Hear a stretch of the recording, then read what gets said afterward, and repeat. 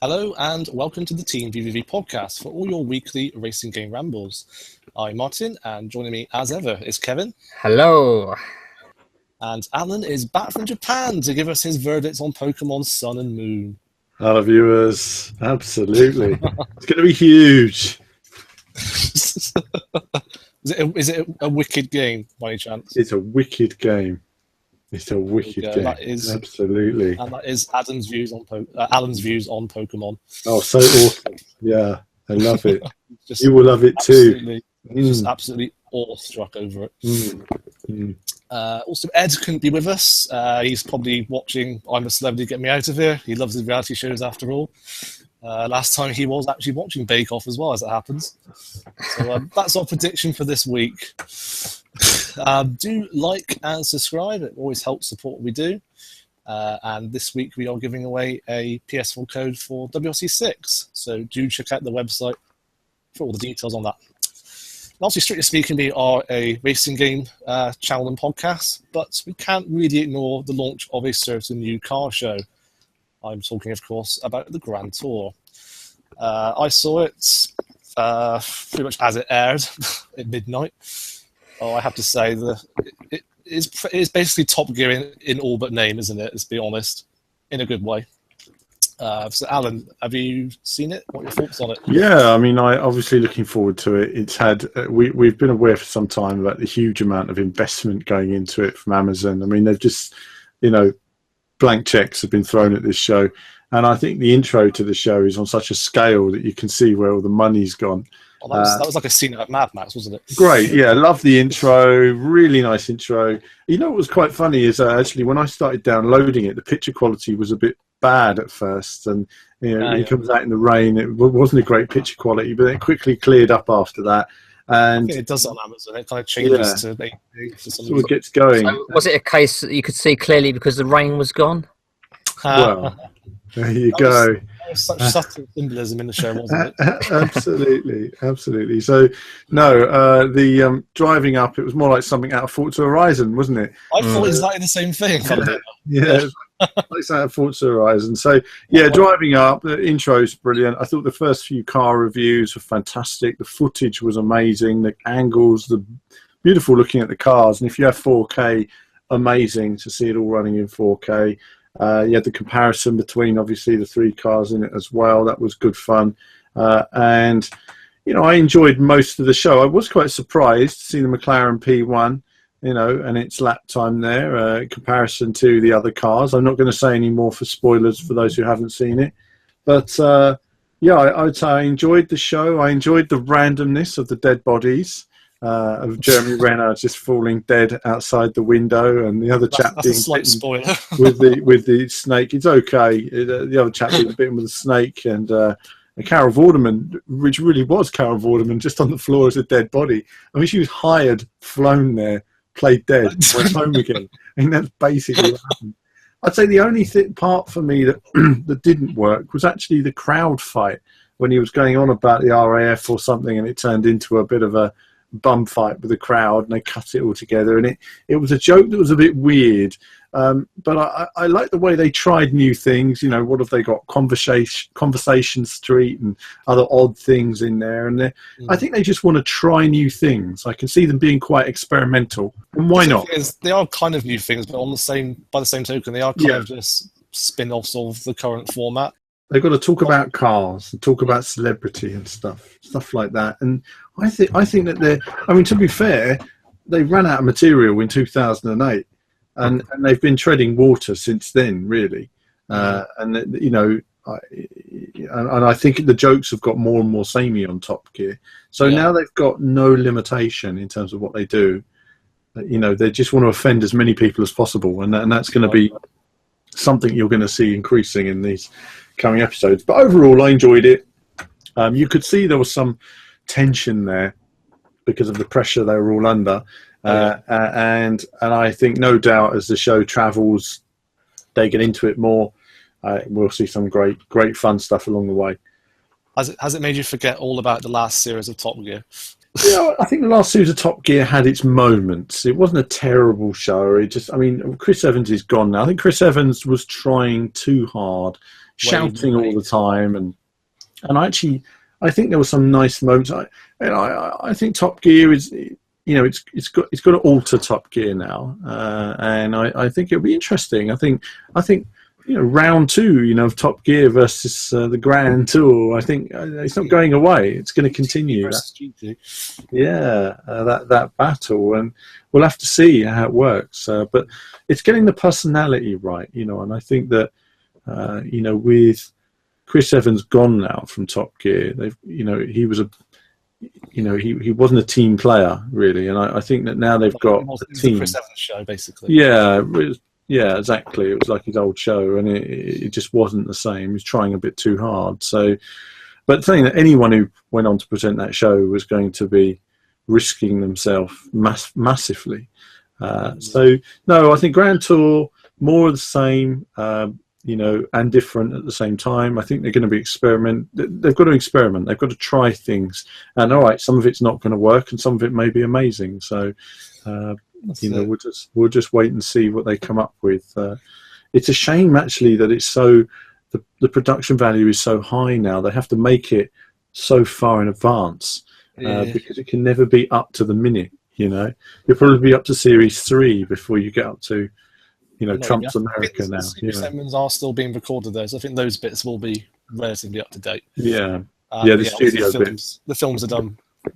Far in advance. That's right. Yeah. So I guess in that sense, they'll have that sort of production where they can have it that way. But they're not going to do a star in a car. I guess I don't know what's going to happen with all that. Whether they're going to have anyone else. I think that was the least kind of well-regarded aspect of Top Gear. I think that was always the most skippable section I found. Sometimes. I mean, it was fun at first. I mean, like you say, when Michael Gambon was racing and he went on 2 wheels around the final corner and stuff like that. Novelty back then, wasn't it? It was early days back then, though. That was when they first started. I mean, one of the things, and I've gone on about this before, but I was really disappointed when they got rid of the cool wall. And I always really liked things like that, which cars are cool, which cars are not. They just hated doing it because it was so difficult to film. Really? Why? That's the reason why. Difficult to film what is in annoying people because I think so, yeah, it's the crowd interaction and things like that. I just think they felt the format didn't really work, and obviously it depends on how the crowd take to it and things like that. I think that's a shame because I think that's what I found fun was the fact that, oh no, you're a BMW driver or an Audi driver or you go here. And what it normally resulted in was Jeremy saying, no, I've decided, and he puts one really high on the board so Richard Hammond can't reach it, and we move on. And that's normally what happened. I do actually remember seeing it when I went to the studio recording of Top Gear a few years back. I remember actually seeing the call wall just sadly tucked away in the corner unused. It was quite sad. Yeah, that is a shame. I couldn't resist touching it though, obviously. Absolutely. What about you, Kevin? What were your thoughts on the Grand Tour? I enjoyed it. They kicked off with a strong episode, of course. It was very much the focus was on the cars, I guess, for the majority of it, and there was less sort of silliness going on. We talk about the intro. That was one hell of an intro, wasn't it? It was 10 minutes long, pretty much, before they actually kicked off. Scene ever filmed for TV, apparently. It's like 3 million, 4 million. It's like what Alan said. They've got so much budget now. They've just sort of broken free of the shackles, and they can do what they want. And the production values are incredibly high. You can see all the different angles of the cars. It was fantastic. I mean, it was like watching a computer game almost. It was just phenomenal.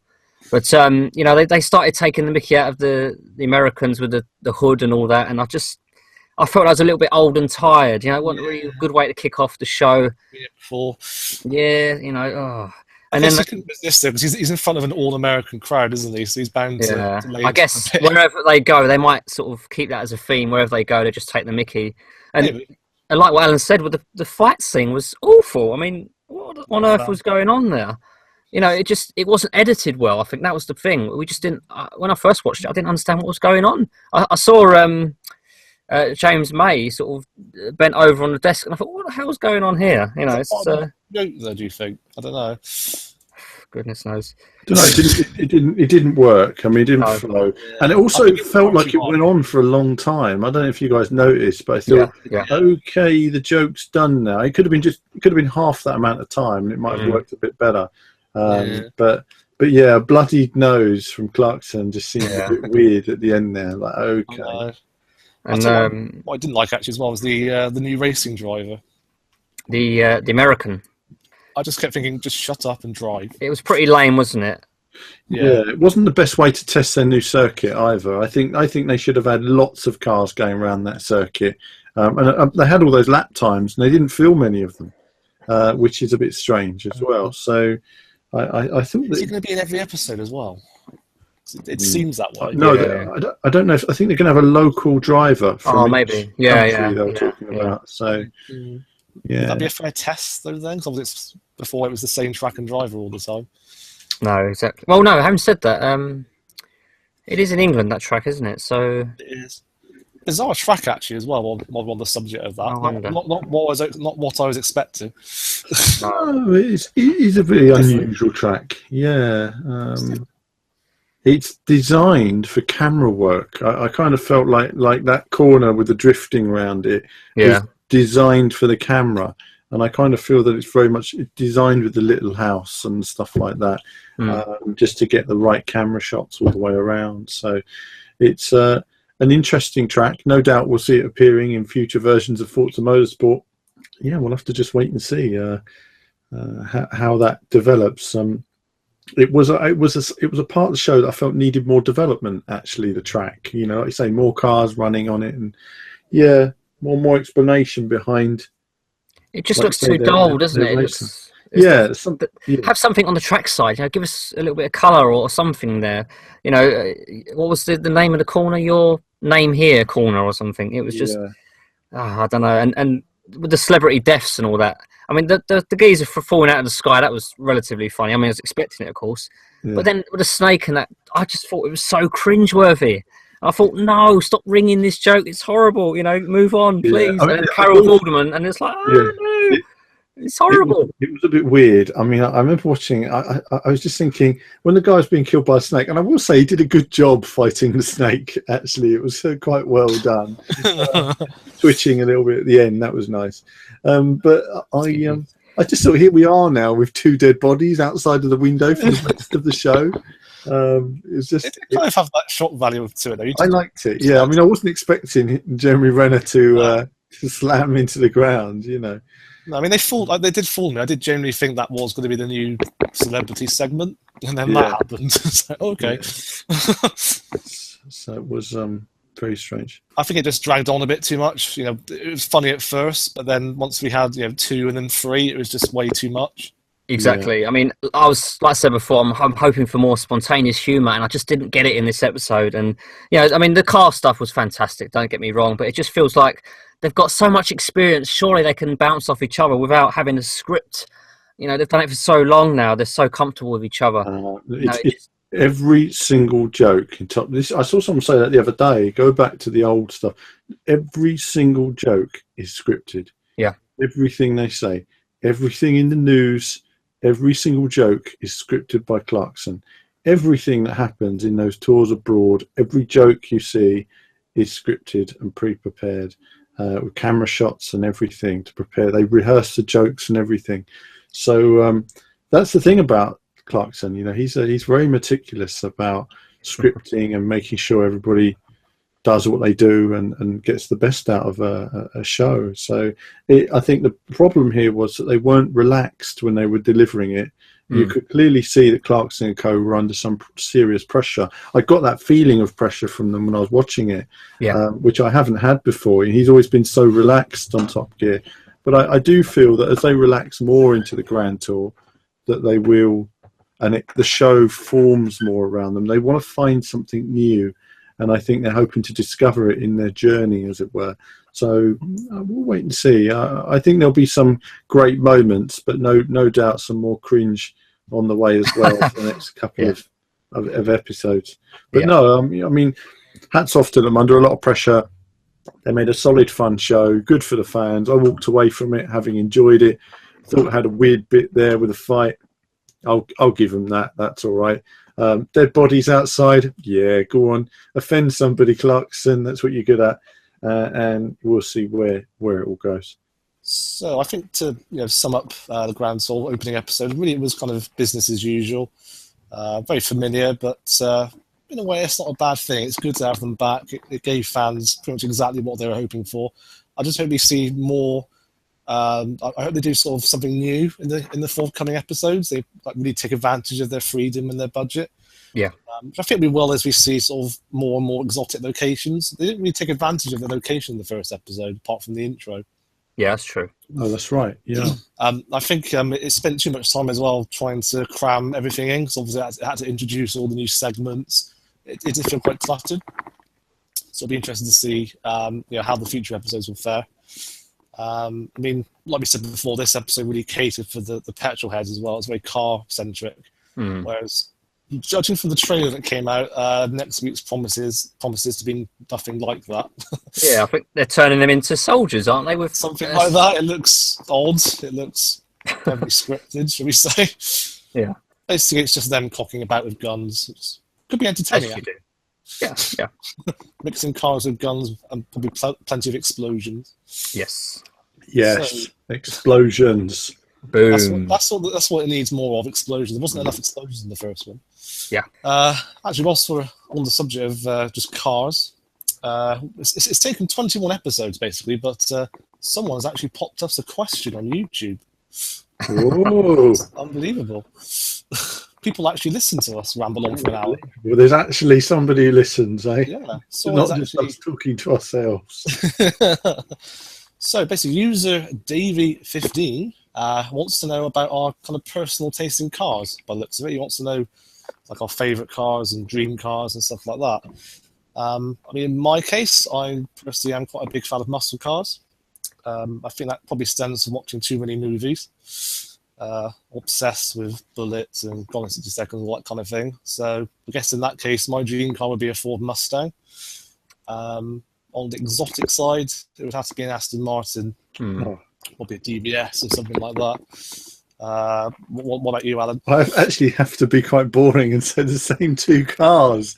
It's quite really? funny, but yeah, I mean the Mustang. I wanted to buy a Mustang for years, and and then in 2008, I remember looking at it, and it was so cheap in America, but you have to import it and transfer it to whatever right-hand drive, and it was too expensive. And then when I met Tiff in 2009, Tiff said to me, "What car would you like?" I said, "I'd love a Ford Mustang," and he went, "Rubbish." Tiff said, and I said, "Why?" He says, "Get this BMW. It's got awesome suspension and everything else."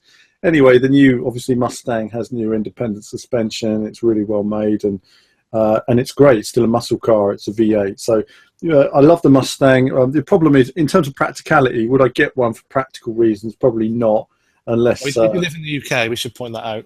Roads are not very wide. No, the roads aren't very wide. You've got lots of situations, parking and everything else. There's just lots of issues that make it impractical. And, of course, the fact that it's a V8, which is wonderful, but also a bit impractical in city life.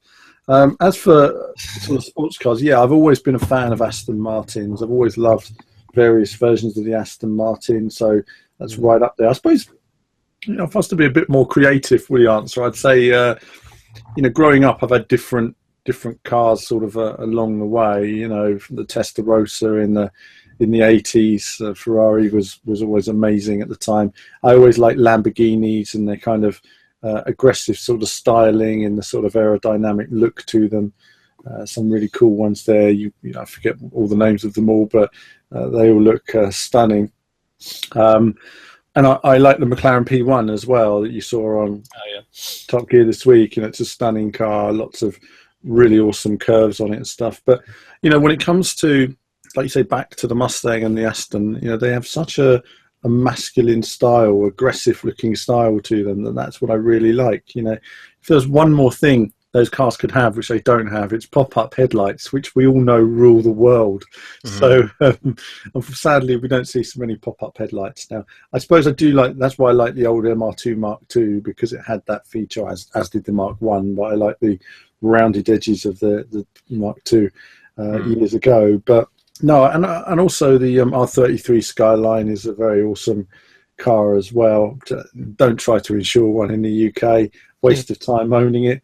but it's still a fantastic, fantastic car. I'm not a fan of Japanese cars myself, but I do have a soft spot for the Skyline and GTR. Yeah, that's it. I mean, the GTR, I mean, wow, what a car. Yeah. I mean, it was my first time driving one this year, and, you know, it felt fantastic. I mean, under acceleration, so much control, so much grip into corners, and the brakes, fantastic, really. Even when you started to drift it a little bit, you just felt total control. I mean, having said that, there are unbelievable computer systems on those cars which keep you going in a straight line. But either way, enormous fun to drive. But again, they're quite. It felt okay to drive. Actually, it wasn't too bad. You know, it was like driving a, you know, Ford Mondeo or something. Yeah, in the sense of the scale of the car. Mm-hmm. So you felt it looked bigger on the outside than it felt on the inside. But I haven't driven a Mustang, and I would like to try one out one day. But yeah, Mustang and Aston Martin, like you say, they're great cars. Kevin, what are yours? Well, on my bedroom wall at the moment, I have a Lamborghini Aventador. Yeah. But I guess growing up, you know, I was a huge fan of the Dodge Viper. That was my favourite car for some years, and I guess I migrated onto the Nissan Skyline, starting with the R32, then the R33, then the R34. But I guess as a kid, sort of when we're talking like bedroom posters, like real iconic cars, I guess like the Ferrari F355 with pop-up headlights, of course, was probably, still is actually probably today the best looking Ferrari in my opinion. It's just so sleek and you know, quite minimalistic, and you know, it's a fantastic side profile, and you know, phenomenal car. I guess other shout out would be to the Shelby Cobra, just a stunning car, beautiful lines, you know, curves, absolutely stunning. I've been lucky to see those in real life. Phenomenal cars, really phenomenal. Yeah. It's just so hard, isn't it? Because you know, there's so many cars I could mention, but well, I guess when you think about it, you know, you think about the Pagani Zonda, for example, you know, or even the Enzo Ferrari. In person, the Enzo Ferrari, the look and sound of it is amazing. But to me, those cars don't have the personality, or don't have the they don't. They're sort of they're one of many sort of modern supercars, whereas back, you know, 10, 20, 30 years ago, the supercars were very few and far between, so they were just more special. So I would rather see a Ferrari F355 up close than say a Pagani Zonda. And the Shelby Cobra equally, you know, they just feel more special to me personally. Yeah, I think they've developed a culture, haven't they? I mean, those cars, I mean, the modern cars haven't. I mean, maybe we'll look back in years to come at some of them, but I think they're just status symbols now. Yeah. And I don't think cars were. I think cars were, I suppose a Rolls Royce may have been a status symbol many years ago. Everyone would talk about owning a Rolls or something, and that was a status of money and wealth. But now, you know, you've got guys who can own like 30 different super sports cars, and they just become a thing, don't they? They lack that passion, that cultural heritage that comes with them, and the passion of driving them, and the engineering that goes into them. Like you say, it's more computerized and made by robots now and everything, whereas everything was hand built to perfection back then. Yeah, so, used to say where cars used to have soul, whereas now not so much. No, they don't. Nothing has soul like that anymore. I mean, everything's changed. You know, industry's changed. The internet, in a way, has changed everything. You know, apart from Alfa Romeos, of course. Well, I think that's just another point. I guess the internet. You know, it's a bit like I've said about video games. You only got to see a game if you owned it years ago, or it was on TV. But now you can see anything on the internet. Now, just imagine if you didn't see those supercars ever. You saw one in person. Wow. Yeah. And it would seem more special. But everything's thrown at us on 100 different Facebook pages that I've obviously liked about cars and stuff. I'm seeing images of all these cars all the time that they almost get done to death, you know? Yeah, good point, actually, yeah. Yeah. But no, I mean, like you say, car-wise, I'm flexible. The more I think about it, the more I'll have different cars. But I always come back to the Mustang and the Aston in terms of, you know, I mean, it's a bit like when you're buying a car right now. You know, you say, well, what are you going to go for? You're going to go for a Ford Focus RS, or you're going to go for a Mustang? You know, well, I'd go for a Mustang out of the two because it's still a super cool looking car and it's still got great performance anyway. But practicality terms, the Ford Focus RS is way more practical to drive, way more practical to park and use in day-to-day life and stuff like that. So, yeah, I mean, it depends on what area you're sort of looking, really. There are certain cars I just can't fit into anyway. So, like Lotus Elises, you know, forget it. It's talking of cars you can't fit into, the GT40 is another standout car for me. Another legendary car, just incredible. Incredible car, yeah. I mean, apparently they broke down quite a bit, which was one of their key failings, actually. But I've mentioned it on previous videos. I love the Ford GT40 as well. And, of course, I got the Ford GT now. So yeah. I think it was a Ford GT I was driving at the time. But either way, great classic cars and amazing pieces of kit. You just never see one. You know, that's which is a shame. They're probably all bought up now somewhere in the Middle East. I'll tell you one car I can actually fit in, which I never thought I would. A Peel P50. I have no idea what that is. Have you ever watched Top Gear? Yes. Is it the really, really small one? That's the one, yeah, where he drives around the office. Yeah, I would struggle with that. You don't have a hope in hell. No. I mean, do you know what? There have been various cars that I've not been able to fit into over the years. You know, the Lotus Elise was one of them, and there's actually a video on the channel of me trying to get out of the car afterwards, and I couldn't even get out. I kind of got stuck in the driver's seat and had to crawl head first to get out of the car. I just couldn't get my legs out. So that was one of them. I believe it or not, I actually fitted comfortably into a smart car. I think that was quite surprising. Yeah, smart cars inside. They look small on the outside, but they're really well designed inside. I think that's one of the things that when you're driving one, you almost forget you're in such a small car. You know, it really is a funny car. So, yeah, that's handy. But other than that, it really varies. You know, I mean, obviously, if I'm sitting in a Ford Fiesta, that's a bit of a tight squeeze. A Micra is impossible. I mean, I learned to drive in a Micra many years ago, and it was impossible, really, for me to do a 3-point turn, for example, because I couldn't turn the wheel. My knees were touching the wheel. So, I learned in a Micra as well, actually. I did as well. That's a weird coincidence. No way. My knees like touched the wheel. I couldn't move them. My knee was wedged in by the car door and the wheel, and on the other side, my knee was over the gear stick. Really? So it was that small for me. It wasn't comfortable at all. But yeah, I mean, the Ford Fiesta is a small car as well, and yeah, I can fit into that okay. So I was intending on the motor show. I think it was last year. The British Motor Show was back. Was it this year? I was intending to do a tall man car video where I was going to see what cars I fit into, because there's very few videos on the internet that help tall people with buying cars. And, you know, I had a friend of mine who thought it was quite comical. We went along to an event and there was like this Nissan 350Z that was amazing. And I got into it and I couldn't fit properly in there. It's really uncomfortable. And then I got out and I got into the Nissan Leaf, which was fitting me like a glove, basically. And it was like, damn, you know, the worst looking car there. I fit into it perfectly. So, yeah, but you never can tell. I mean, you can have big cars and you get inside and there's almost no space. They don't design them well internally. Fords have, or quite a few cars do, but Ford in particular have a seat pump which lowers the seat. And that's critical for me, that you can lower the seat, whereas a lot of cars that don't have that, my head touches the roof. So that's another story. Oh, the perks of being tall. Absolutely, the hardships. Let me get my violin for a second. But yeah, no, it's good. I mean, it has been a problem at times. I mean, we had that Project Cars event a couple of years ago. We went to and. Martin got to drive around the Formula car, and they got me a long wheelbase one, and I could not fit into the car. I just couldn't fit into it, so it just wasn't fun. I killed myself driving that as well.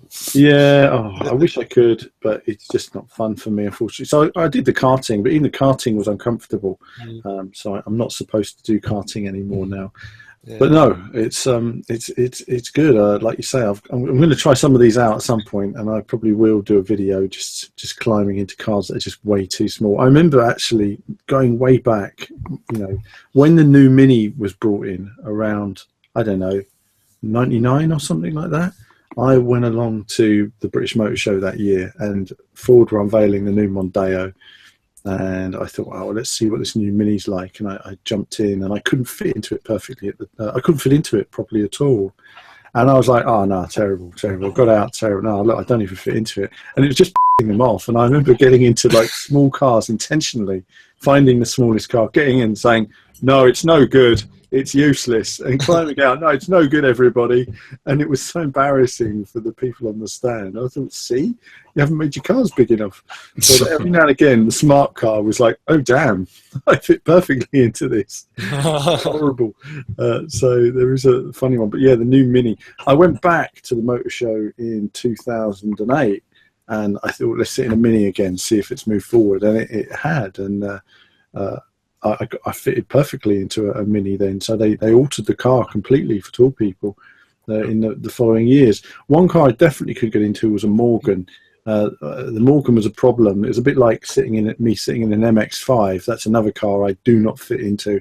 I cannot fit into an MX-5, and the Morgan was the same. You know, I'm like Arnie, I'm like Hightower in Basically, yeah. I've got to take the seat out of the car to fit in there. Otherwise, it's just not happening. I bet the reps love meeting you every year. So, yeah, they love it. They love it. Yeah, it's good for everything, but it's not until you sit in some of these cars you see why racing drivers, sort of Kevin's height rather than my height, essentially, because you just don't fit into the cars. So, Kevin, you are ready to fit in those cars. I am driver-sized. You are. He's human-sized. Exactly.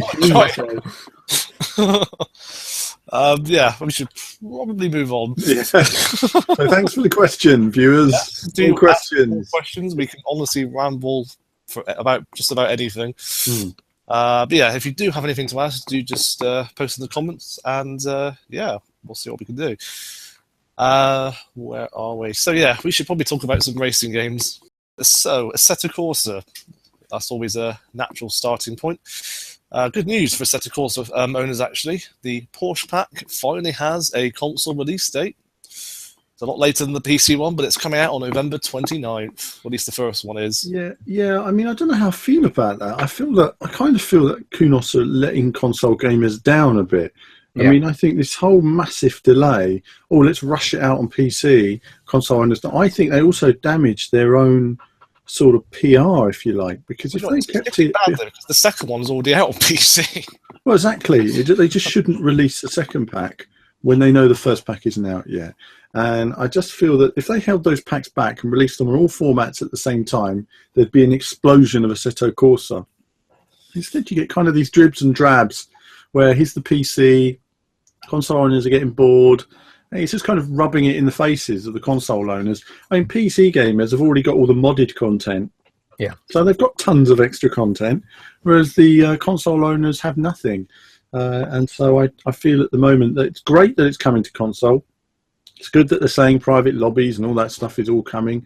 But I do feel that in the short term, they would have been better advised to have released them closer together, and certainly not released the second Porsche pack on the PC before the first one was even out on console. You know, that does seem to be a bit of an odd move, doesn't it? But either way, it's a cracking selection of cars, you know. If you like Porsches. If you like Porsches, yeah. I mean, going back before the release of Assetto Corsa on the console, Kunos did state that they were going to develop the titles equally alongside one another, and they've already fallen back behind the PC version, so it doesn't bode well for the future, really. Yeah, if you look at the comments, you can just see people aren't happy about it, because I think they announced both the Pack 2 for PC and the Pack 1 for console on the same day, but they announced Pack 2 first. So I was like, well, hold on, where's the console? Where's Volume 1 on the console? Yeah. Apparently, Volume 2 on the consoles is coming sometime in December. I imagine it'll be late December. Yeah, I mean, we'll hope they can speed it through, really, and get it out in time for Christmas. I mean, I think we're expecting the Porsche packs to all be out by Christmas, and I think they will be on the PC. But we'll just have to wait and see. I mean, but it's a strange move, isn't it, to delay it so much on console. Perhaps they have a patch coming, and they've wanted to hold it back until there's some kind of patch or something. I don't know, but possibly. Yeah. Actually, have you guys checked if the replays are working yet? I haven't actually checked, actually, but last I looked, they still hadn't fixed the replays. and you know what I find disjointed about Assetto Corsa is when you finish a race, you go over the finish line, then you teleport to the pits. I know. And you're like, oh, what's happened? Oh, what's happened? Oh, is that it then? Is that the race over? Oh, is that it? I mean, there's no winding down. There's no sequence. When that first happened to me, I thought it was a glitch. Yeah. Yeah, you think like you're getting disqualified or something. Yeah, I think something went wrong. I was like, oh, what's happened? What's happened? I didn't realise I'd left the lap. I'd had the race count down to like 2 laps or something, and I thought it was on like 5 or 6, and it just ended. And I thought, and it didn't tell me the results or nothing. It just went to this screen of, you know, quit or something. Like, oh. I said it before, excellent simulation, but subpar game. Yeah. That's what it is. The package is not completed there, so yeah, it's sort of that. It's a shame. So yeah, the Porsche Pack 2 is already out on PC, so no doubt Ed will get his hands on that soon if he gets his PC working. Exactly. So yeah, in fact, speaking of PC, this is a nice surprise actually. Thrustmaster. I still get the giggles when I say that name. They've announced a new PC wheel for the high-end market. So kind of getting into new territory there, I think. The last few releases have been sort of more focused on the console markets, whereas this one is PC only, from what I can see. It's a nice diversion, I think. Is it a replacement to the T500? I don't know. I think it's a step towards it, isn't it? I mean, I think the T500 has been the premium PC wheel. It's 5 years old now. It's getting on a bit now. You know, I mean, 5, getting on 6 years old, actually, because it was 2000 and late 2010, I think, when it was first revealed. And then in 2011, they released the Ferrari Formula One add-on that year. So it shows, you know, it's quite a few years have gone. It's about time for product revision. So I guess also the T300 does still work on the PC as well, doesn't it? But it does. T300, and that uses a modified, sort of well-improved version of technology, very refined. But this new PC wheel sounds intriguing. It sounds like it's much more powerful. Yes. So that it uses consistently more powerful without overheating, without the fans turning on. Yeah. And that the feedback will be much stronger. So I'm really looking forward to it. I mean, they've come out with a new open wheel design. I'm pleased about that. I was actually someone who was actually a little bit critical about the Formula One design years ago, and some people would say, well, it's just like the real Formula One car. It is just like the real Formula One car. That's the problem. In a real Formula One car, the wheel is designed to be in line with your shoulders. So the way you hold the wheel is in line with your shoulders. But on a rig, you know, for a lot of us, the wheel is slightly lower down. It's down at elbow level. And that makes a real difference in terms of how you have to tilt the wheel and everything. It doesn't feel as authentic in that way because you're not using it in the right circumstance. So that's one of the issues I had with the wheel. It just didn't feel as comfortable. It felt a bit big and a bit clunky. And you had Fanatic, who had their Formula wheel, which actually felt much more comfortable for me. So I think this new wheel, obviously it uses the material as well. I think it sounds very exciting. I'm looking forward to testing it in a few weeks' time. So, you know, hopefully when it becomes available, we'll have a preview and a review of the wheel, hopefully before Christmas. So it's going to be available, I think, soon. So they're given a date when it's going to be available. December 5th, according to this. December the 5th. Okay, then. So watch this space then. So hopefully we will have some coverage. It's called the TS as well, I should have said. Yeah, we will have some video coverage on it, I assume, at some point. So keep an eye on that, and we'll be testing that wheel out with a whole bunch of different PC racing titles. So, yeah, very exciting. I love new steering wheels. It's great. We've actually got another selection of steering wheel content. I'll just mention on the way next week from Fanatic. I've been testing out the Fanatic range, and I'll be going through that more in next week's podcast. But yeah, really good fun testing all their products at the moment. So it's good. It's good to have this kind of development for gamers, because, you know, go back 10 years and all you had was a Microsoft wheel and some crappy thing from Mad Catz, and that was about it. So it's great to see how the wheel market has evolved and developed. I should point as well. The TS has a sort of very high-end price point as well, of $499.99. So it's a serious piece of kit. Yeah, it's a serious piece of kit for PC gamers. Yeah, absolutely. You think alike. Could it do with maybe a couple more buttons, perhaps? Well, I saw somebody mention that only 6 buttons, but you know, obviously you've got your shifters, you know, you've got your main controls. I think if you're going to, you know, how many buttons do you need on there? You know, there's 6 buttons, plus you've got your paddle shifters, plus you've got there was a directional control on there as well. So there is quite a few. There was also sort of start select on there as well. So, you know, that's 10, 11, 12, 13, 14 usable buttons that are on there. It makes it more authentic, I think, like clustering it. I don't think it needs more buttons. I think that if you want to do iRacing, then get a button box, and then you can add those extra 50 buttons to things that most people will never use. But a lot of people on project cars, they have all their key buttons attached to the wheel, and that's about it. But yeah, button boxes are the way forward for PC. The people who are serious about racing will have a button box. You know, when it comes to that kind of thing. So, yeah, I wouldn't worry too much about that. For me, it's all about key controls on the wheel.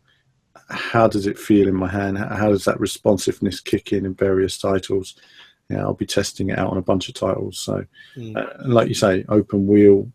I'm looking forward to testing that, and it's already compatible with a range of the Thrustmaster rims, so I'll be testing some of the different rims on it as well, just to, because it helps when I use a rim that I've used before that I have a great feeling for, and going back to some old titles. So I'll be testing on a range of stuff on the PC.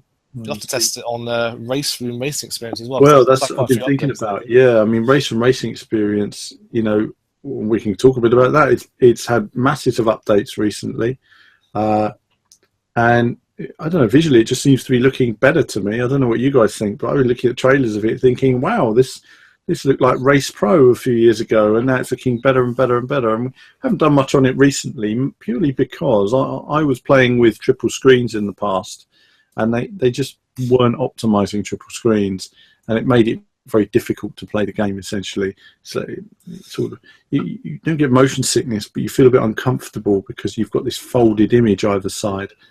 So, yeah, I look forward to getting on there and having a little tryout of RaceRoom Racing Experience. It's good that the developers went a bit quiet for a while, but it's good to see the developers are still working on it.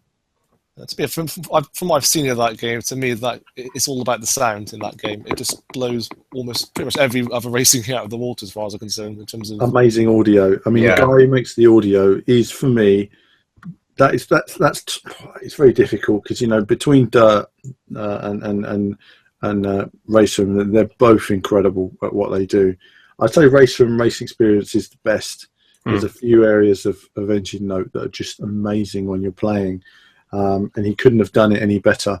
I'd say the thing where there's still needs work is the exterior cams. They're not quite as good on the replays and stuff like that. But between Dirt Rally and phenomenal. You know, the RaceRoom Racing Experience is the best audio in the industry. And in fact, the guy who made the audio for RaceRoom Racing Experience, rumor is apparently it was on NeoGAF that he applied to work for Polyphony on Gran Turismo. Oh, really? Sport, they rejected him. What? So, I mean, you know, what foolishness is going on there, honestly? And they employed a guy from Forza Motorsport.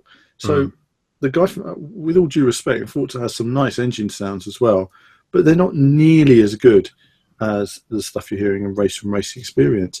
And I think that they employed someone based on, we'd rather have someone from a rival game than pick the best man for the job. You know, which maybe Polyphony have been doing that in on several occasions, and so it's a case of buying up the competition. Yeah, rather than buying up the right people for the right job, maybe. You know, either way, I mean, that was a loss to them, because I think if you could take that audio and place it into GT Sport, I think GT Sport would suddenly be looking like a better game overnight. I don't understand their logic. I try to, but I just don't. No, you know what? We'll give up on GT Sport this week. Let's see. I mean, I've been seeing the same stuff from GT Sport for months. You know, small incremental improvements that we're seeing that we should have been seeing 2 years ago. Frankly, let's see it again. You know, in a year from now. I mean, Sony have stopped showing it to us now. So they had a recent event in London. They wouldn't invite us to see it. You you know, we're too mean to it, Bob. We're too mean to it. I mean, I suppose. Too honest about it, is what I should say. Well, exactly. I mean, we just say it as we see it, you know. And so I'll be the first one to say, you know, if they turn it around and they turn it into something brilliant, I'll be the first one to put my hand up and say that's amazing. They've turned it around, but you know, it's still got a way to go. That's it. Actually, also still on the subject of GT Sport, I may have found a reason for you to buy a PlayStation 4 Pro. Ooh. Because we do moan a lot about the PS4 Pro, let's be honest. We're not really convinced yet. But apparently, when GT Sport comes out on PS4 Pro, if you have a capable TV with 4K and HDR, apparently it's the first game that will actually have the real colours of Ferrari, because standard displays can't feature the colour range. Well, there you go. I mean, there's a reason to authentic Ferrari red colours. Wow, well, there is something there, eh? So yeah, a unique selling point. I'll give it that. A unique selling point, yeah. 4K. But yeah, it's all the usual stuff. We'll have 4K. In theory, then, if you're buying a Scorpio, you'll also have in Forza Motorsport 7. You'll also have correct Ferrari colours as well. Exactly. In 4K. In theory. That's which one comes out first. Yeah. Well, exactly. I mean, what are our bets going to be on that one? Well, you know, I tell you, it could still be Forza Motorsport 7 coming first. I mean, Forza Motorsport 7 will be out, I think, probably around November at launch of the Scorpio next year. I think that's when they'll launch it. November. There's always been a Forza game in November every year since 4 or 5. Well, normally, it's always been sort of September, October. Yeah. So traditionally, I think Forza's launched in October and Horizon's launched in September. I meant, yeah. But yeah, either way, I think that you know, there's wow. I mean, I think that Forza Motorsport 7 is going to look amazing. And don't forget, you know, you've got Project Cars 2 hovering. You know, as I say, you know, that's going to be hovering then. So yeah, I mean. Roll on. Look forward to seeing it. So that still hasn't convinced you to buy PS4 Pro then? I don't know. You know, that's amazing. I just want to go out and spend £350 see if the correctly coloured Ferraris. Maybe. No. Honestly. I mean, I've been looking at PS Pro, the feedback on NeoGAF recently, and people talk about the noise. It's very loud. A lot of people have got, you know, at least half the people that seem to have bought one seem to be having problems with sound. Yeah, some people don't, but a lot of people are having trouble with the audio. Other people are finding that the games perform worse on the Pro than they were on the PS4. And Battlefield has recently had a downgrade. Yeah, you know, it all sounds like a bit of a mess at the moment. Strange. And most of all, still no 4K Blu-ray. I mean, what was that all about? I mean, going back to the Ferrari thing, though, isn't that just a typical example of polyphony, thinking they know what people want? Yeah. You know, time, there's been a meeting to discuss that. PR people, marketing people, what are we going to talk about? Community management. Ferrari, it's the first time where they're going to be in the correct colour. Yeah. Brilliant. Ferrari will be really pleased about that, they'll say. It's not the correct shape. Ferrari will be very pleased to hear that. And that's basically, and you think, well, who are you trying to please, the car companies or the consumer? Do you know what? I would much rather have the correct sound. Yeah, exactly. Can you imagine every Ferrari will sound exactly as a real Ferrari sounds? Oh, yes, please. Wow, that would be something special, won't it?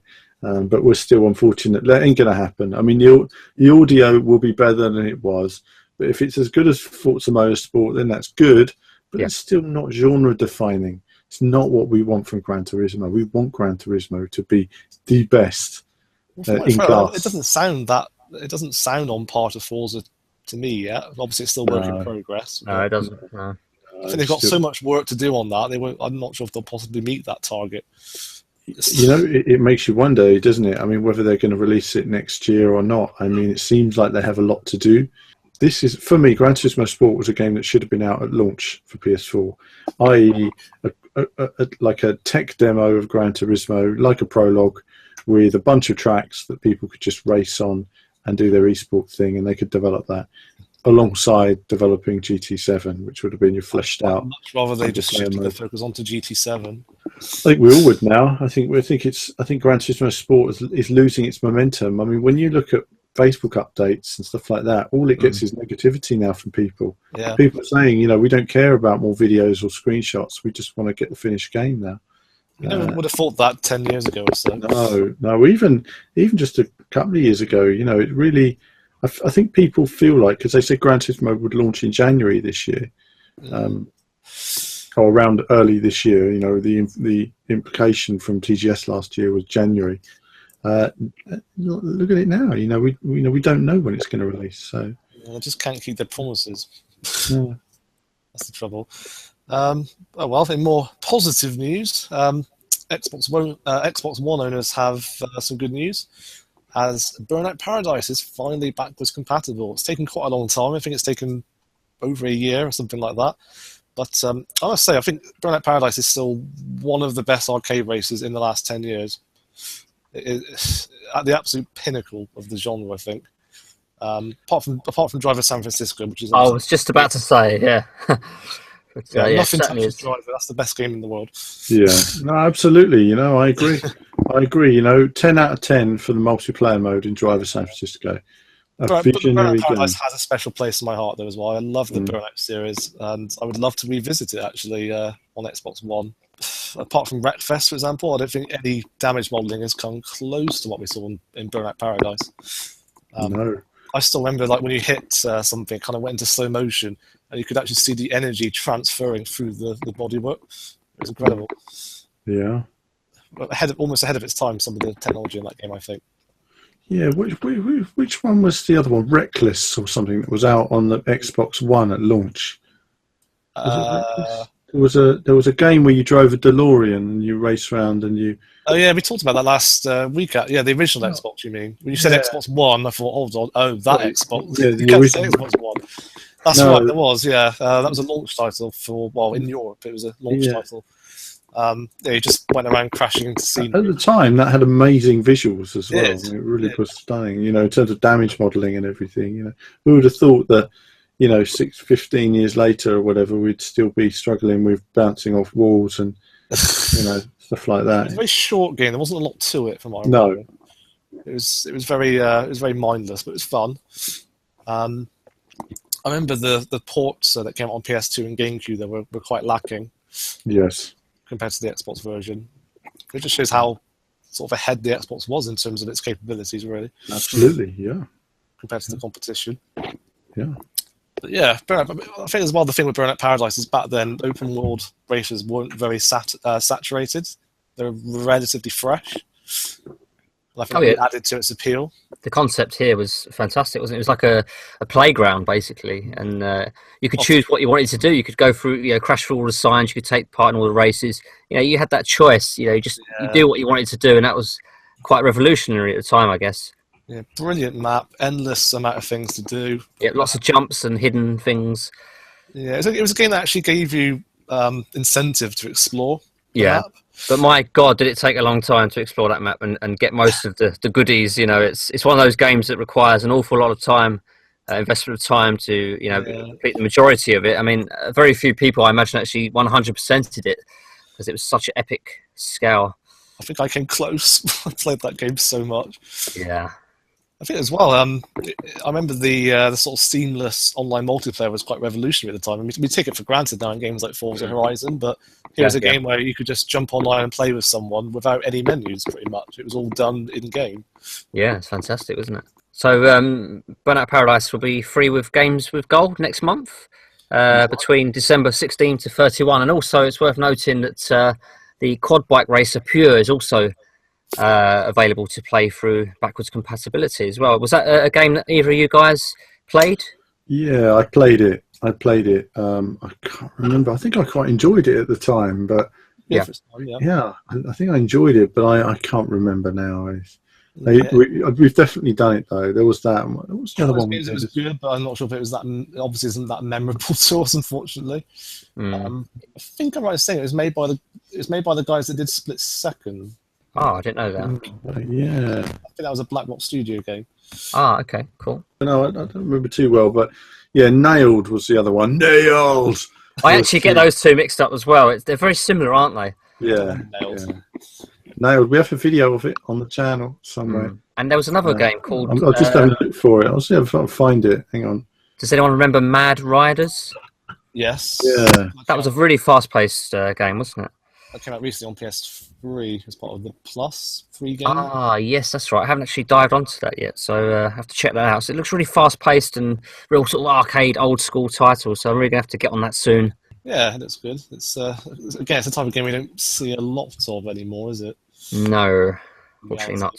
So I'm just trying to find the nailed video, I take it. I am. I'm just going to have a look now. Who made that? Not sure. It wasn't a game I owned. It was a very early VVV video, actually. Very, very early. Was it over the shoulder style? Yeah, it no was, commentary as well. No commentary, but it was I used to just film the screen because I didn't have a recorder and couldn't afford one basically at the time. So yeah, that was good fun at the time. I think I enjoyed. Was it similar to Pure then with quad bikes and dirt bikes and that kind of thing? Yeah, it's quad biking, but on a large scale. The jumps were huge, really high speed, very arcade-like. And it's called Nailed because you'd keep smashing into rocks and then your body would fly off into the distance and stuff. Yeah, which was quite entertaining. Sounds it. And I got better and better at it and sort of enjoyed it, So yeah, I guess we should probably move on just for a quick roundup of some of the indie news topics at the moment.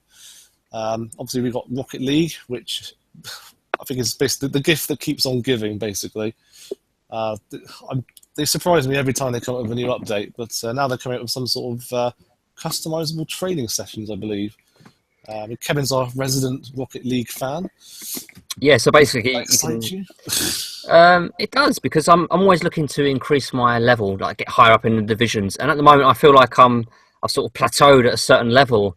Often, you have a game and you feel that you're better than your teammates, and they sort of let you down in a way, and you think, if only I could get better teammates. But of course, you can't. You're just sort of lumbered with, unless you have parties, of course, that you set up a team. But I guess extra training will benefit everybody, not only yourself but others. And you can set up customizable training sort of sequences, so you can train certain aspects of your game, like for example shooting, goalkeeping, and whatnot.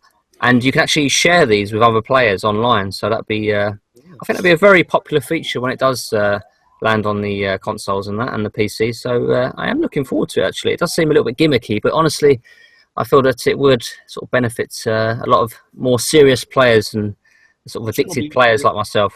Yeah, because I think there is a lot of skill involved with when it comes to playing Rocket League, or at least playing it properly.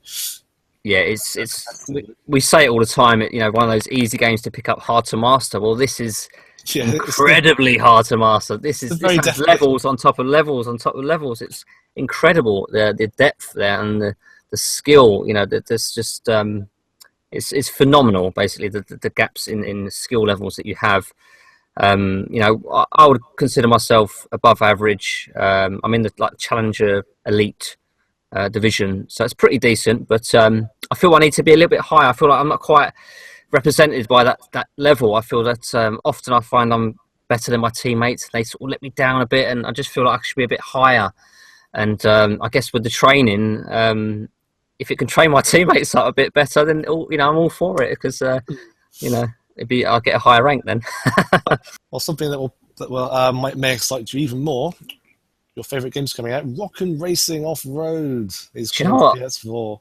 I want to play that game, because that really does remind me of Super Off-Road on the on the NES, I guess. I mean, it came out on the SNES, I believe, as well. But for me, my first experience with the game was in the arcades and on the NES. And it was a fantastic little game. And this game is so similar. I mean, down to the ground textures look the same, and the red and white sort of bits and pieces on the tracks.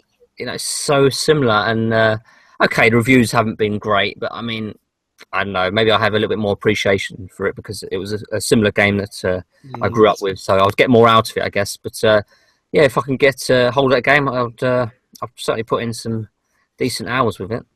Yeah, I mean, it's trying to appeal to fans of the classic Rockin' Racing, but I have played it on Wii U before, I must admit, and it has some of the worst AI I've ever seen.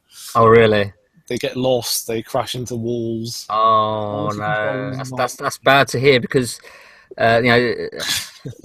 Super Off-Road had pretty hard AI. You had to top up your turbo boosts, your nitro boosts, if you want to be competitive. And that game just went on and on and on. It was, I don't even know if it actually had an end, and it was like a bit like a Gauntlet on the NES as well. It just seemed to go on forever. I'm not sure if you could even get to the end of that game, but it's surprisingly, it's been out on Wii and Xbox One for quite a while now. But they're also just trying to release all the games on every platform, but they keep coming out every few months. Yeah, it's a bit of a strange one, isn't it? They do tend to sort of stagger the releases, but it'd be interesting to see where they go from here if they do develop some more racing titles, because there's potential there. I mean, the execution is lacking at the moment, but with more experience, you never know. They could come back, enjoy up games with something that's pretty decent. Who knows? Yeah, they just strike me as a team that just need more resources, basically. Yeah, and how do you get more resources? Well, you have to sell games, so it's a necessary process, and it's all part of learning and improving. That's it. One game I'm personally quite looking forward to is actually Drive. Yes. So you actually got hands-on with this game, I believe? I have played it, yeah. I played it in EGX. We should all go well actually have some footage of it coming up quite soon. I think the best way to sum up, it's probably one of the craziest games you'll play this year in the driving genre. Yeah, sounds good. It's absolutely mad. And it's coming out in December, so we actually have a racing game that's coming out in December. So there you go. That's good time. Thank you, Drive. Yeah, it's coming out December 13th, I believe. Yep, that's right. This is a game where you control... and PC. That's right, yeah. It was unfortunately originally coming to Vita, but that's been postponed. Because Vita. Because Vita, and because also it's developed by literally one person. It's another one of those sorts of games. So the concept is you drive 3 cars on 3 different racetracks simultaneously, and you need to switch between each track to come first. Certainly unique, and it also has a track creator as well. Yeah. So obviously comparisons there to Trackmania. Mm-hmm. It's a weird game to sort of get your head around at first, but once you do sort of get into it, it's really fun and addictive from what I saw. Yeah, I mean, I'm looking at this game, and to me, it seems like the perfect match for VR. Yeah, I know what you mean. Yeah, I'm quite looking forward to that. I mean, it's the first time in a while I've seen something new in the genre. Yeah. Graphically, I'll admit it does look a bit obviously low budget. But again, like I said before, it was made by one person, and I think it does have a certain style to it. It's got this kind of futuristic Tron aesthetic to it, which I find quite appealing. Mm-hmm. And also, I love the soundtrack as well. It's comprised purely of tracks by a band called Zombie. They're a sort of synthwave band. Yeah. And I must admit, I kept thinking of Drive, the film. Ah, okay. Because that's obviously a very synth-heavy film. Yeah. Beatles inspired. I don't know if it was deliberate or not. Obviously, similarities in the title as well. I hope it is, because I'm a big fan of the film myself. But yeah, I would say that is one to watch out for. It's getting quite a lot of negative feedback from what I've seen in the comments, but I think people just don't get it yet. It's one of those games. It's one of those games you need to play, I think, before judging it. I'd say on that. And yeah, so I think just to finish up quickly. If you listened to our podcast last week, we sort of opened with a look back at the original Xbox because it was the 15th anniversary. Well, this week, it's actually the GameCube's turn, as it too launched 15 years ago in North America recently. The GameCube's a funny one to me because I must admit, when I was young and ignorant, I basically wrote it off completely. Pretty much as just a child's lunchbox, But it's actually a really, really underappreciated console. It was a technical powerhouse for its time. No doubt, I'm guessing Alan was there when it launched. Yeah, well, I was actually. In fact, I got to see a GameCube almost a year before anyone in the world, basically. And I was, there you go, of course. And at the time, I used to work distributing N64, and of course, in 2001. The Game Boy Advance was launched as well that summer, and that summer was the first time they showed the GameCube at E3.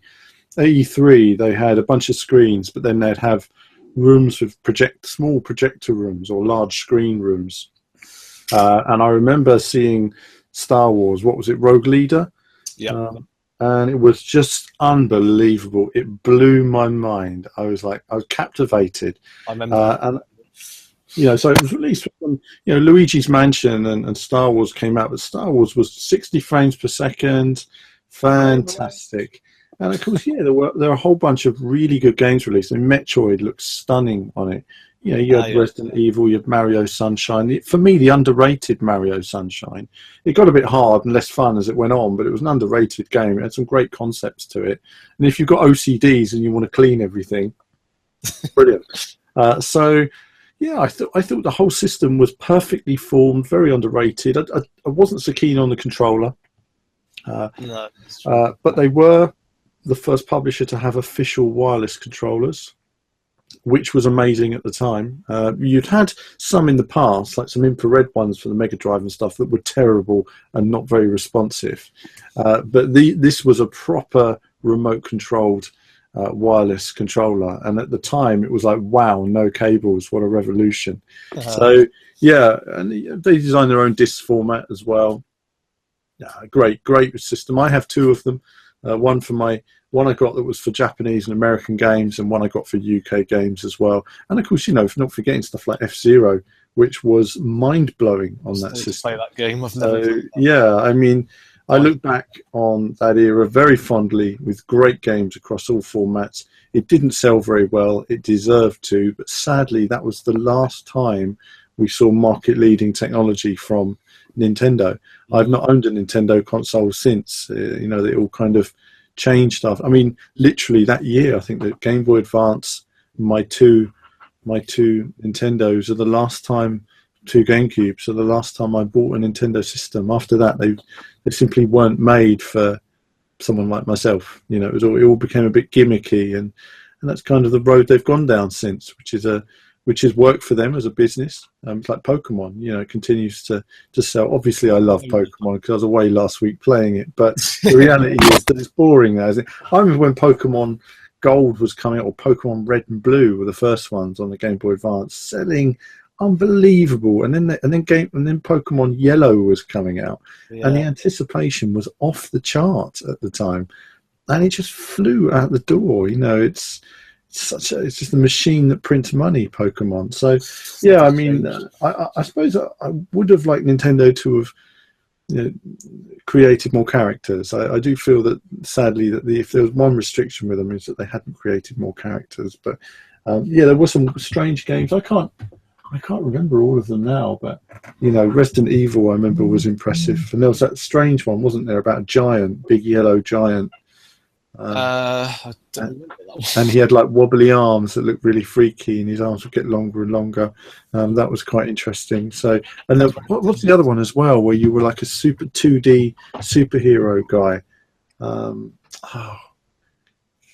Name's gone now. It's gone from me. It's a Capcom one where he's like this little superhero like the Flash, and you were like in a comic book. You were running along, beating people up. It was amazing at its time. And of course, you had Sonic Adventure 2, again 60 frames. So great titles. I'm going to quickly have a look for that game. You carry on talking. So about you, Kevin? Do you have any experience with the GameCube? No. Pretty much. It was one of those consoles that escaped me, basically. It did have some really cool titles, I have to admit, but I guess I moved on by then. I sort of went. Yeah, Nintendo really sort of lost its magic, I guess. It was a console for me at the time that I felt appealed to kids pretty much. That's exactly what I thought. Yeah, like I said, I pretty much just wrote it off as a children's lunchbox. Yeah, exactly. No, I think fair play to the GameCube. It did have quite a few underrated titles for its time. Oh, absolutely, yeah. Being a Star Wars fan, for example, Rogue leader game still looks good today. Oh, amazing. Okay. And the sequel as well, which also looked impressive. And the game I was thinking of was Beautiful Joe. That was the other one that was very cool at the time. A P&O 3 I've got up there and a few others. But no, it's, I don't know where my GameCube games have gone. I kind of wish I'd got a bit more out of it at the time, because it, was quite valuable, some of them, actually. Really? Yeah. Well, it's all got sold off. And so now people realise how good they were. Nintendo games just retain their value. I remember seeing, I think it was the Metal Gear Solid Twin Snakes game. That goes for about 50 quid now, second hand. Yeah. Oh wow. It's crazy. And games like Double Dash as well, that still goes for about 20 now. Well, Double Dash was another story because I was at the launch of Double Dash, and at the time I was doing that other TV show, GamerWeb. And what happened was I got a copy at the launch and then went on to GamerWeb TV the next day and started playing it. So, of course, we were like world exclusive, showing it on TV because most of the general public had never seen the game, which was pretty cool. It probably overdid it on the show, I remember. But either way, whatever. You know, we had an exclusive on it because just by virtue of the fact we got it out there quicker than the magazines could. But, yeah, it was... good fun for what it was. Pre-internet days. Pre-internet days, absolutely, yeah. That's it. You know, TV had such a pull back then, you know. Whereas now it's like you say, everything's on the internet. It's not the same. Stuff doesn't feel as special as it did once in the past. But... So actually, yeah, think about just one last thing. Obviously, Alan wasn't with us last week, and because he was too busy playing Pokemon over in Japan. Absolutely. And, we were discussing Daytona Racing 3, or what's its full name again? Daytona USA Championship 3, something like that. Anyway, obviously, you're quite a big fan of the original game, and the first footage last week was released of the new one. What did you think of it? Well, it was quite a coincidence, actually, that I uploaded a Daytona video, I think the day before. I saw that. And that was literally 24 hours before it was shown. And I had no idea about that. I recorded that Daytona video back in, like, I don't know, May or something like that. And I just came across it. And I thought, oh, I'll whack this footage up on the channel. So Daytona 3, you know, you see the logo and you think, oh, I want to believe it's going to be like Daytona 2 Plus. You know, it's going to be amazing. And then with 3 seconds of footage, I could see it's not Daytona 3. It's a Daytona name, but it's just some shoddy NASCAR-looking game with dated graphics, dated handling, terrible models that show that the game designers and developers are useless on that game. Honestly, they should be taken off, and Sega should throw that game in the bin. They shouldn't even bother. All they're going to do is ruin another bit of their reputation, and it is nothing to do with Daytona, that game. I mean, even the artistic look of the cars, they just don't belong in the same world, the whole look of the environment. I mean, at least get somebody who recognises the look of the environment. And what I find so strange is, how can you get it so wrong? If you took that to a movie special effects company or something like that, and you said, you know, when I last year met that company, Territory Studios, and you said, right, here's Daytona, we want to develop a new Daytona, they would mock up designs and elements and everything, give you a real visual flow of what a modern Daytona would look like, and it would blow you away, and it'd be very similar to the original, but at the same time it would feel way more advanced. They've got none of that, and it's just so lacking in every way. I'll produce some videos in the new year, and I will utterly slate it if it doesn't move a long way forward. Just wait for that. I really hope Sega can take some feedback from it from people and realise that there is no part of anything I've seen that's positive so far on that game. Every aspect looks bad. And it just doesn't deserve the name Daytona. So they work cut out to win you over. Absolutely shoddy, crappy, and a lot more than that. So, yeah, that's my feelings on Daytona. What would you say is the best alternative then? Maybe the PS3 port of the original one? The PS3 and Xbox 360 port is by far the best version of Daytona ever released in the home. As for the Saturn versions, yeah, the original, which had terrible graphics but really good handling, believe it or not, is actually really well put together in terms of handling. The sequel, CCE edition, had terrible handling but better graphics, so it wasn't fun to play at all. And the Daytona version on the Dreamcast had amazing graphics but very, very sensitive handling. It wasn't as good as the arcade, it wasn't as good as the Saturn version, but it was passable because it looked visually so amazing at the time. But no, the Xbox 360 and PS3 versions look like the arcade, feel like the arcade, and actually they're slightly better in terms of pop-up, stuff like that. Still a great game. Just a shame that Sega, with all their amazing arcade heritage, seem to have no idea how to capitalize on their own video game heritage across arcade and console, and capitalize on that in terms of building new products and brands. I mean, Sega that we knew is gone, and so when you hear about a sequel coming to a game, everybody gets excited. And I immediately knew when they said Daytona's coming, I thought that means nothing, because AM2 and the guys behind it are all gone now. So, and you can see, I mean, even if they weren't gone, even if you sat me down and you said, design a Daytona game, I would start with the blueprint of the original game and say, right, let's take the Hornet and let's make it look better. Okay, let's do stuff into, and I probably have worked a lot with a very similar shape, a lot more detail, probably gone with damage modeling as well. Really worked on amazing damage modeling. That's what I've worked on, and really work on a gritty feel to the internals and stuff. It would look awesome. But no, they've lost all that. You could have so much in terms of interactive environments now for an arcade game like that. Cars smashing, bits blowing off, whatever, and instead they've just gone with some crappy NASCAR thing, and they saw Daytona, they thought NASCAR, and they put those two together and completely missed out the arcade game that was in between. They didn't even get it, and that's why you're going to end up with a failure, and it will perform badly in the arcade when people realise just how rubbish it really is. But I'll play it next year when it's going to be shown in the UK, and then I can give it a good old slating and repeat everything I've said for a bigger audience. So yeah, well, that's Alan's rant of the episode. That's probably about it now from us. Before Alan gets us banned from Sega. Exactly. So yeah, anything else you guys want to add? No, I think that about covers it this week. It's been epic, guys. It's been quite epic. long, actually. Yeah. So if you're still with us, well done to you.